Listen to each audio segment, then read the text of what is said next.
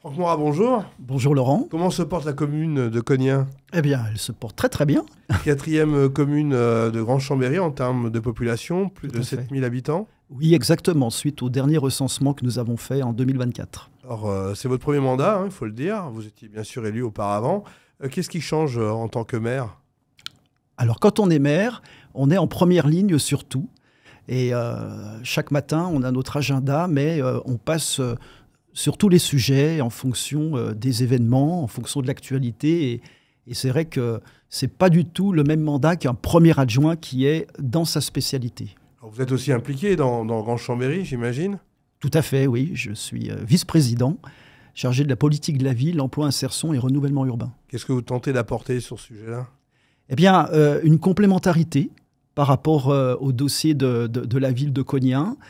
Et puis surtout, ce qui est intéressant, la politique de la ville, c'est des politiques publiques qui permettent d'accompagner des quartiers, des personnes ou des activités pour qu'elles puissent se développer et permettre à des quartiers qui sont un peu dans l'inégalité de pouvoir être un quartier comme un autre. Alors justement, restructurer les quartiers de votre commune, c'est un peu votre dada, si vous me permettez l'expression. La ZAC du Coteau, 500 logements qui ont été créés, ça c'est quand même un très gros projet. Tout à fait, oui. Il s'agit de l'écoquartier de Villeneuve auquel vous faites allusion et c'est un dossier important pour notre commune puisqu'effectivement 500 logements seront livrés à la fin de l'année 2025 et nous travaillons déjà sur la deuxième phase de cet écoquartier qui devrait se poursuivre jusqu'en 2030. C'est-à-dire que Cognin est un lieu stratégique par rapport à la vie chambérienne, si je puis dire? Alors, Cognin avait été identifié comme pôle préférentiel de l'emploi déjà en 2003 et c'est la raison pour laquelle ce quartier fait l'objet d'un aménagement. On est sur des anciens terrains agricoles et du coup un petit peu en hauteur et on est vraiment à 2 pas du quartier du Biolay, donc de Chambéry, à 2 pas du centre-ville, donc c'est très stratégique. Quelles sont les activités que l'on trouve à Cognin? Alors, il est vrai que nous sommes une petite commune et que nous avons peu d'industrie, mais nous avons tout un tissu de commerçants et d'artisans. Donc, on a effectivement tout type d'entreprises et notamment tout ce qui concerne effectivement le domaine de la santé. Par exemple, nous avons beaucoup de médecins.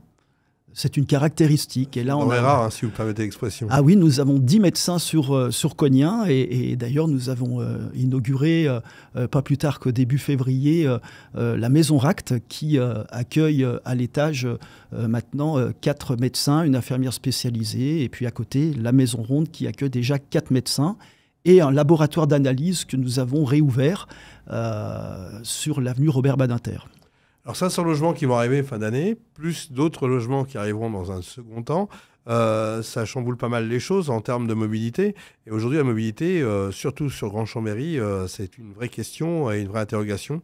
C'est même une préoccupation, je dirais, parce qu'effectivement, il y a un besoin d'accueillir des nouveaux habitants. Et effectivement, il faut accompagner ces logements des modes de déplacement. Et pour cela, il faut favoriser tous les modes de déplacement, et notamment les modes alternatifs à la voiture. Et c'est ce que nous faisons, nous, dans notre écoquartier, avec, par exemple, une convention avec l'agence écomobilité qui permet là aux habitants de pouvoir avoir un vélo électrique avec une location mensuelle dérisoire. Nous travaillons avec Grand-Chambéry pour avoir des dessertes de bus toujours plus importantes pour desservir ces nouveaux quartiers. Et puis aussi, nous travaillons aussi pour les aménagements cyclables. Et voilà, nous sommes en train de travailler sur la création d'une piste cyclable. Vous pensez que le vélo peut prendre quelle proportion en termes de mobilité? Alors, j'ai pas de chiffres, mais il s'avère que de plus en plus, effectivement, les personnes qui travaillent bien sûr dans un périmètre de l'agglomération sont intéressées pour se déplacer à vélo. Elles le font déjà, et d'ailleurs nous avons même un parc relais sur l'avenue Robert Badinter où nous avons des garages à vélo où les personnes stationnent leur véhicule et récupèrent un vélo pour poursuivre leur trajet dans l'agglomération. Concernant les bus, Transdev vient de prendre la relève. Oui. Est-ce que ça va changer les choses pour la commune de Cognien? Alors, écoutez, je pense que les choses vont changer dans la mesure où ce nouveau prestataire va effectivement prendre en compte les évolutions de la commune, de Cognien, mais aussi des autres communes qui ont des nouveaux quartiers. Quels sont vos besoins pour vous, à Cognien? Alors, nous, nos besoins, c'est vraiment de pouvoir desservir ces nouveaux quartiers comme l'éco-quartier de Villeneuve, mais je pense aussi à un autre quartier qui s'appelle le Maupas et qui va en direction de Vimines, où là, l'offre de bus, pour nous, n'est pas encore assez suffisante et mérite vraiment d'être développée justement pour permettre d'atteindre cet objectif de favoriser tous les modes de transport. On était dans le logement, il y a beaucoup de logements opaques chez vous, Oui. qui méritent un petit coup de neuf, si vous me permettez l'expression. Oui, c'est vrai, c'est un partenaire historique de la commune de Ça Cognien. représente combien de logements? Où il y a plus de 350 logements sur le quartier de l'Épine notamment et de Corinthe. Et du coup, l'OPAC de la Savoie entreprend maintenant depuis 2 ans la rénovation de son parc historique de logements. Et ça avance très très bien et les gens sont très contents parce que c'est des travaux importants pour améliorer la performance énergétique, pour refaire les intérieurs et surtout mettre des balcons supplémentaires. Et c'est vrai que la crise de la Covid a démontré la nécessité de pouvoir créer ces aérations pour les personnes qui vivent dans des appartements. Dans le cadre de Vivre Ensemble, il y a aussi bien sûr les seniors et un grand projet dans votre mandat, c'est l'EHPAD. 3 millions d'investissements, c'est pas rien. Ouais. C'est vrai que nous sommes en train de rénover notre EHPAD. L'EHPAD qui accueille 52 logements et 14 logements en unité Alzheimer.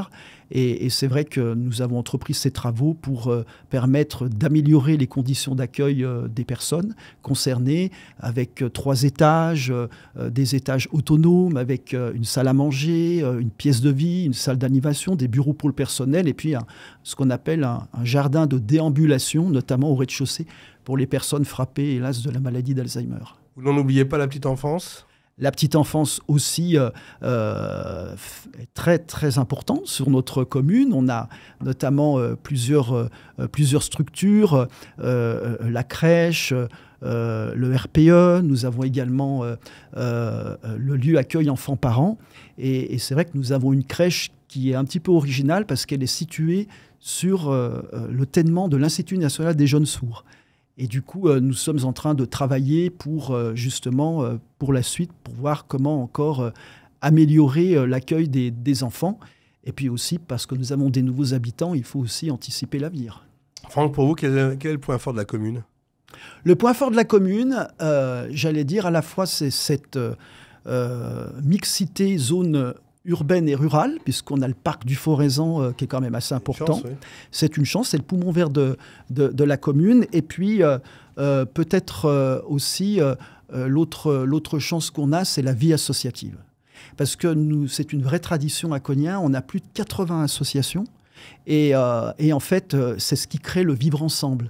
Il y a beaucoup d'adhérents qui font partie de nombreuses associations, ce qui font que les habitants se connaissent bien et passent, j'allais dire, d'une thématique à l'autre. Et c'est d'ailleurs la vie associative qui fait l'animation de notre commune. S'il y avait des points d'amélioration, ça serait lesquels ?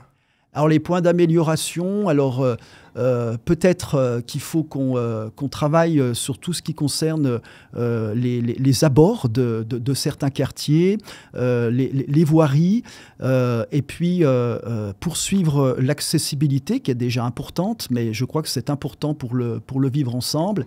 Et puis toujours faire en sorte d'accueillir les nouveaux habitants. Ça, c'est essentiel pour qu'ils s'intègrent, j'allais dire. Oui, surtout que 500 logements, c'est quasiment 1500 personnes qui vont arriver. Oui, tout à fait. Ce n'est pas rien. Une commune de 7000 habitants. Exactement. Merci pour cet échange, Franck. Bonne continuation. Je vous en prie. continuation. Merci encore pour votre invitation.